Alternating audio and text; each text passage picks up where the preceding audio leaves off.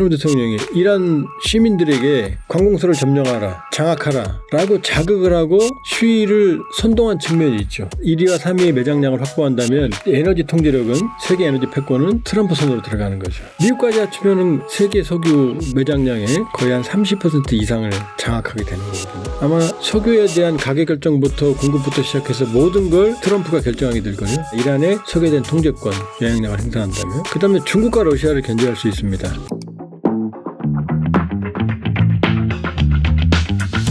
자, 두 번째는 트럼프의 빅피처입니다. 지금 흥미로운 점이 트럼프 대통령이 말은 많이 하지만 실제로 이란 폭격했죠? 지난해 이스라엘이 폭격했고 트럼프 대통령도 B2 스피릿 스텔스 폭격기를 이용해서 나탄즈, 포르도 비롯한 3개의 핵시설에 대해서 직접 폭격을 했거든요.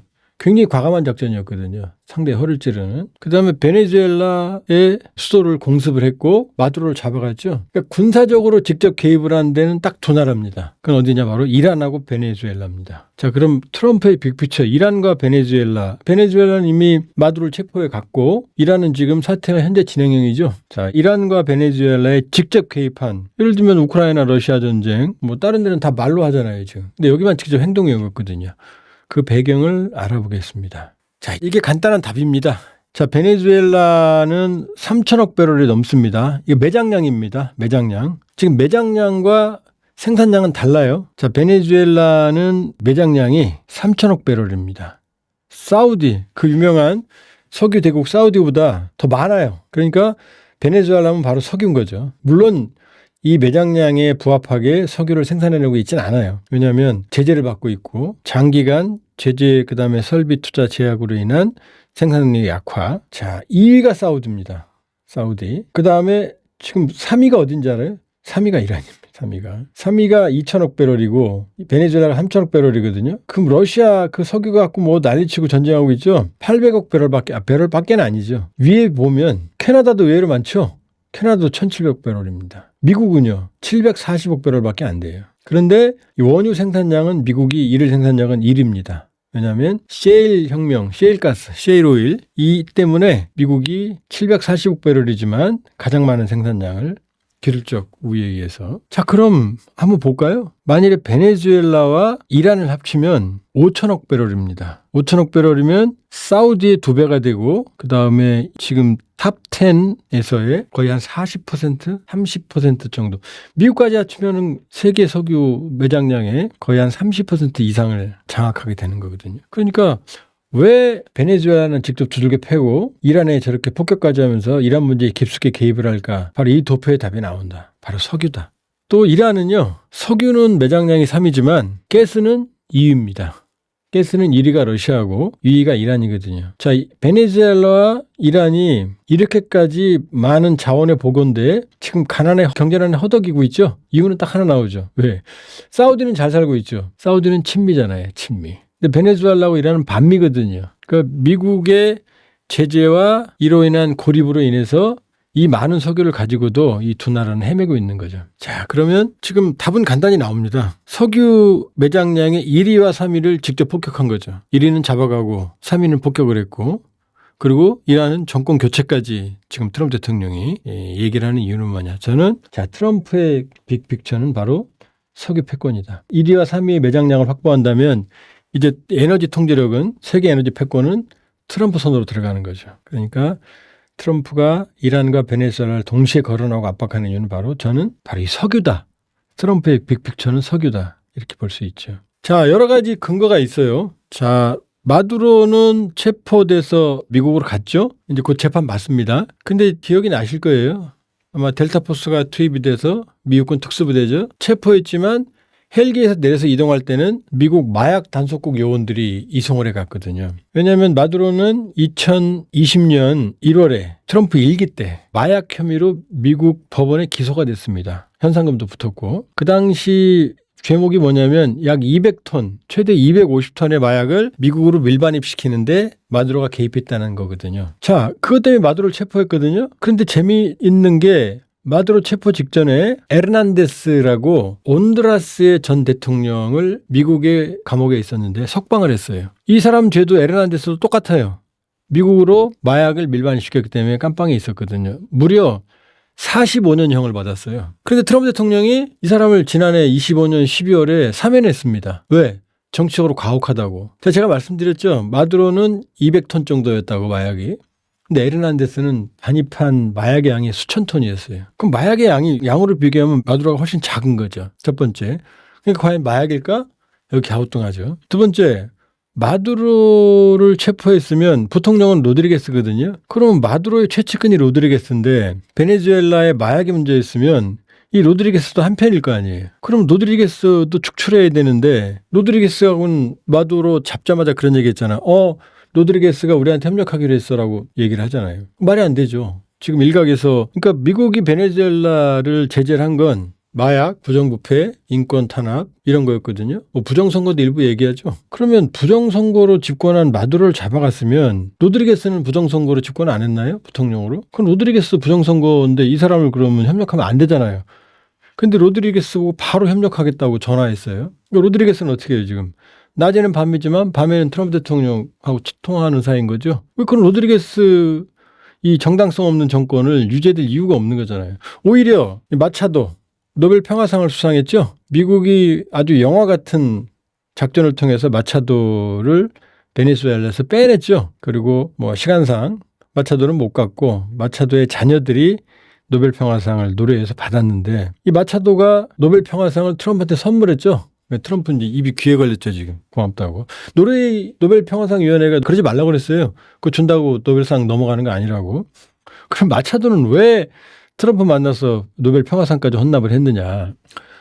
정상이라면 베네수엘라 민주화와 부정선거 이게 목표였다면 마차도는 지난번 선거에서 마두로를 이긴 걸로 실제적으로는 추정이 되거든요. 그러니까 마차도가 합법적인 대통령이 될 수 있는 권한을 가진 거죠. 그런데 트럼프 대통령은 마두로 잡은 다음에 뭐라고 말했느냐. 마차도는 베네수엘라 영향력도 없고 존경을 받고 있지 않다고 말했어요. 이게 말이 됩니까 그러면? 말이 안 되죠. 왜냐? 마차도가 만일에 베네수엘라로 돌아가면 로드리게스는 부통령이면서 석유산업부 장관이에요. 석유를 통제하고 있어요. 그러니까 마차도가 베네수엘라로 돌아가도 이 석유산업을 통제하고 있는 기득권층들 베네수엘라는 군부가 사실은 마두로나 로드리게스 같은 이쪽 집권층이 마음대로 할 수 있는 존재가 아니고 군부가 막대한 이권을 챙기고 있거든요. 석유에 대해서. 그다음에 금과 같은 지하자원에 대해서. 그러니까 마두로를 뽑아갔다고 그래서 이 기득권 카르텔이 깨지는 게 아니거든요. 그런데 이 마차도가 만일에 돌아가면 무력을 가진 베네수엘라의 기득권 세력들을 통제하느냐? 통제 못하죠. 그러니까 트럼프는 그걸 아는 거죠. 그러니까 선거 정당성 명분이 있는 마차도 노벨상 평화상을 탄 마차도 그럼 이 사람을 과도위원회 만들어서 들여보내고 그다음에 선거를 하면 될 거 아니에요. 공정한 선거를. 근데 그렇게 안 하잖아요. 지금 이 얘기 안 하잖아요. 노벨 평화상만 받아갔잖아요. 왜냐? 석유 자원을 통제하기 위해서는 기득권층과 연결되어 있는 로드리게스 부통령과 협력을 지금 이제 대통령 대행이죠. 협력을 하면 베네수엘라 상황을 무리 없이 안정화시키고 원하는 석유를 받아갈 수 있는 거죠. 만일에 마차도가 들어가면 반발이 일어나고 시위가 있고 충돌이 있고 잘못하면 내전까지 갈 수 있거든요. 그러니까 마두로 잡아간 게 마약이다? 그 뒤로 트럼프 대통령이 마약 얘기 안 하잖아요. 베네수엘라 민주화 얘기 안 하잖아요. 오로지 뭐라고 말했어요? 마두로 잡자마자 우리 석유 회사가 들어갈 거야. 베네수엘라 석유 우리가 통제할 거야. 석유 판돈 내가 관리할 거야. 그다음에 베네수엘라를 내가 통치할 거야. 런이라고 그랬죠. 런. 운영할 거야라고 말했죠. 그러면 트럼프 대통령이 말한 베네수엘라 마두로 잡아간 지금 마두로 관심도 없잖아요. 자, 이란도 지금 우리가 볼 수가 있고 자, 이란도 트럼프의 빅픽처. 결국 저는 이란의 민주화나 정권 교체의 이 의도보다는 트럼프의 목표는 이란의 석유다. 자, 트럼프가 이번 시위 때 지금 오늘 우리가 20일이죠. 이란의 시위가 참 안타깝게도 불행하게도 최소 수천 명, 하메네이가 본인 입으로 말했거든요. 수천 명이 사망을 했다고. 그러나 지금 수만 명 설도 있고 부상자까지 합치면 수십만 명이라는 설도 있거든요. 그랬을 때 트럼프 대통령이 이란을 폭격하겠다고 압박을 했거든요. 자, 그러면 목표가 이란의 민주화냐? 과연 석유 통제냐? 이란 결국 어떻게 했어요? 트럼프 대통령이 이란 시민들에게 관공서를 점령하라, 장악하라 라고 자극을 하고 시위를 선동한 측면이 있죠. 그리고 이란에서 흘러나오는 많은 얘기들 들어보면 트럼프가 개입할 줄 알았다. 이번에는 하메니 정권을 끝낼 줄 알았다. 근데 개입 안 했죠. 폭격도 안 했죠. 그러면 이유는 뭐냐는 거죠. 그렇게 떠든 다음에. 그러면 결과적으로 이란인들이 원하는 개입을 안 한 이유는 뭐냐. 결과적으로 이란을 폭격을 했을 때 트럼프의 계산법에 의해서는 결국 이 석유에 대한 통제권, 이란이 혼란스러운 상황으로 가게 되면 결국은 석유에 대한 통제권 확보도 어렵고 그리고 중동의 불확실성도 키우니까 제가 보기에는 폭격을 안 한 거다. 왜냐하면 지금 하메네이 정권은 신정체제인데 하메네이를 마두로처럼 잡아갈 수 없고 잡아가기도 어렵고 그렇다고 하메네이를 제거한다? 그럼 지금 신정체제를 그동안 장기간 지탱해왔던 물리력이나 이런 색들은 그대로 있잖아요. 그럼 오히려 혼란이 더 가중될 수 있는 거죠. 그러니까 트럼프가 이란을 폭격한다고 얘기를 했을 때 사우디가 막았습니다. 사우디는 이란하고 앙숙이거든요. 근데 사우디 입장에서는 이란의 신정체제 붕괴, 사우디도 왕정이거든요. 아랍에미리트, 카타르, 주변 다 왕정이거든요. 민주주의 국가 아니에요. 그러니까 이란 신정체제 붕괴는 주변 왕정체제에도 잠재적 위협이 되는 거고 두 번째, 이란 신정체제 붕괴로는 내부 혼란은 어떻게 되죠? 주변으로 영향이 확산될 수 있는 거죠. 그리고 지금 이란은 얻어맞으면 전면전을 미국과 한다고 했는데 미국을 때릴 수는 없잖아요. 그러니까 어떻게 되죠? 사우디에 있는 미군기지, 카타르에 있는 미군기지 여기를 때리면서 끌고 들어갈 가능성. 그다음에 이스라엘도 이번에 이란에 대한 폭격을 찬성하지 않았다고 그러거든요. 왜냐하면 이란이 얻어맞으면 지난번 전쟁 때 우리가 이란만 얻어맞은 것만 알지만 이스라엘도 많이 뚫렸거든요. 특히 민간시설 같은 경우. 주요 시설은 보호했지만. 자, 그러니까 트럼프 대통령 입장에서는 지금 이란인들이 원하는 개입을 안 해준 거죠. 자, 그러면 트럼프가 석유를 장악하게 되면 어떤 일이 벌어지느냐.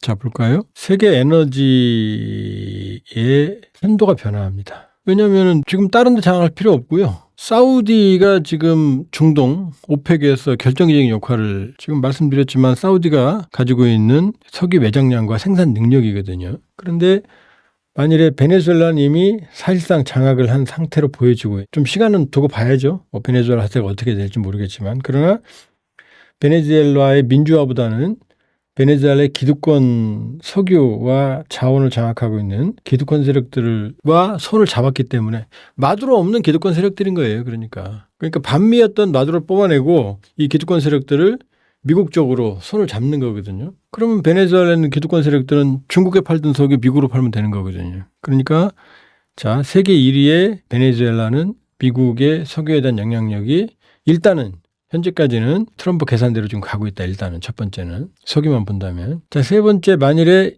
이란까지 만일에 미국의 영향력이 확보가 된다 그러면 사우디의 2배 되는 원유 매장량을 확보하게 되는 거니까 결국 세계 에너지의 판도가 구조적으로 변하죠. 그러니까 지금 제일 울상이 바로 사우디라는 거 아니에요? 왜냐, 지금 트럼프 대통령의 지금 셈법 그렇게 1조 달러인가요? 빈살만 왕세자가 사우디 왕세자가 미국 가서 그렇게 트럼프의 환심을 샀지만 결과적으로 트럼프한테 사실은 뺨맞은 격이죠. 왜? 오페크의 영향력은 현저하게 줄게 되고 트럼프 때문에. 베네수엘라도 오페크 회원국입니다. 자, 석유를 장악하면 미국의 이제 에너지 패권이 강화되는 거죠. 그 다음에 트럼프식 경제학의 완성이 가능합니다. 그러니까 자, 볼까요? 그러니까 석유는 트럼프 전략의 A부터 Z까지입니다. 트럼프의 모든 것이다, 석유는. 그러니까 지금 저는 어떤 시나리오까지 보냐면 지금 하메네이 정권이 미국과 정면으로 지금 충돌하는 것 같지만 지금 그랬거든요. 800명의 처형을 하메네이가 안 했기 때문에 그건 잘한 거다. 하메네이는 이 수천 명 사망한 사태, 하메네이 입으로 어쩌면 수만 명일 수도 있는데요. 이 사태의 배후가 미국이다. 그 다음에 트럼프 대통령은 하메네이 정권 교체까지 지금 입으로는 언급하고 있지만 그러나 극단적으로 지금 이란도 지금 대안이 없거든요. 이번 사태의 원인이 경제적인 문제였고 미국의 제재 해제 없이는 이 문제를 해결할 수가 없거든요. 그럼 저렇게 지금 인터넷도 차단하고 지금 북한식으로 팔레비 형제 마지막 레자 팔레비가 미국에서 그랬죠. 미국이 개입 안 하는 거 실망하면서 이란은 한국이 될 수 있었는데 지금 북한이 되고 있다. 왜냐하면 이제 완벽하게 인터넷 통제, 외부와 완전히 철저하게 단절 이런 식으로 아마 폐쇄적으로 갈 가능성이 현재로서는 높아 보이지만 그러나 하메네이 입장에서는 이 경제적인 고립과 이 문제를 해결할 수가 없거든요. 서방과의 고립을 그대로 유지하면 미국이 제재를 더하면 지금 경제를 살릴 수가 없고 경제를 해결할 수가 없잖아요. 이번에 이란 시위도 하메네이의 핵심 지지층이었던 상인들이 등을 돌리면서 문제가 발생을 한 거거든요. 그렇다면 트럼프 대통령이 노리는 건 이란의 민주화나 이란의 종공 교차라기보다는 이란의 석유고 이 석유에 대한 영향력 확보가 제가 보기에는 크다고 보기 때문에 만일에 극단적인 경우에 석유를 놓고 하메니 정권과 트럼프 간의 밀당 가능성도 완전히 배제할 수는 없다. 목표는 석유니까. 자, 트럼프 전략의 A부터 G인 석유다. 경제, 외교, 정치, 지지층 결집까지 연결된 트럼프 전략의 핵심입니다. 모든 게 석유에서 시작해 석유로 끝난다. 그러니까